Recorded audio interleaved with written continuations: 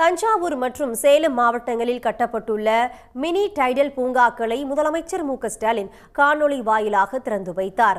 சென்னையைப் போல வேகமாக வளர்ந்து வரும் நகரங்களில் டைடல் நியோ என்ற மினி டைடல் பூங்காக்களை தமிழ்நாடு அரசு உருவாக்கி வருகிறது.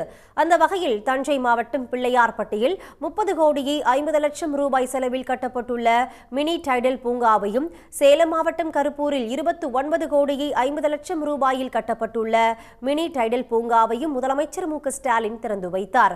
சென்னை தலைமைச் செயலகத்தில் இருந்து காணொலி வாயிலாக திறந்து வைத்தார்.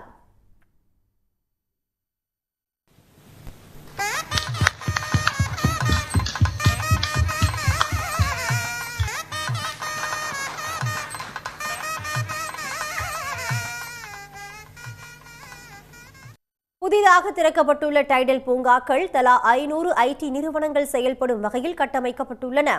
ஏசி, அதிவிரைவு இணைய சேவை, தடையற்ற மின்சாரம் உள்ளிட்ட வசதிகளுடன் 24 மணி நேர கண்காணிப்புடன் பாதுகாப்பு அம்சங்களும் தொழில்நுட்ப பூங்காக்களில் ஏற்படுத்தப்பட்டுள்ளது.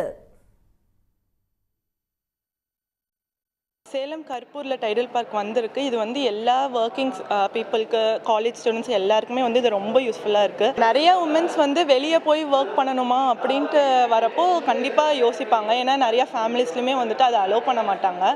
இப்போ சேலம்லேயே இருக்கனால ஓகே, ஃபேமிலி சைட்லேயுமே ஓகே நீங்கள் போய் ஒர்க் பண்ணுங்கள், நம்ம கூடயே தானே இருந்து ஒர்க் பண்ணுறீங்க அப்படின்ட்டு அவங்களும் சேஃப்டியாக ஃபீல் பண்ணாங்க. இந்த டைடல் நியோ வந்தனால ஃபேமிலி சைடுமே ரொம்ப சப்போர்ட் அண்ட் சேஃப்டியாக ஃபீல் பண்ணுறாங்க. இந்த இது அமைச்சு கொடுத்ததுக்கு சிஎம்க்கு ரொம்ப தேங்க்ஸ்.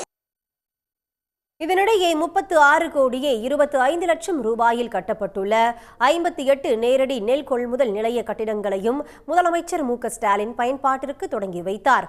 கூட்டுறவுத்துறை சார்பில் 15.22 கோடி செலவில் கட்டமைக்கப்பட்டுள்ள புதிய கட்டிடங்களை திறந்து வைத்த ஸ்டாலின் தமிழ்நாடு நுகர்பொருள் வாணிப கழகத்திற்கு தேர்வாகியுள்ள 110 பேருக்கு பணி நியமன ஆணைகளை வழங்கினார்.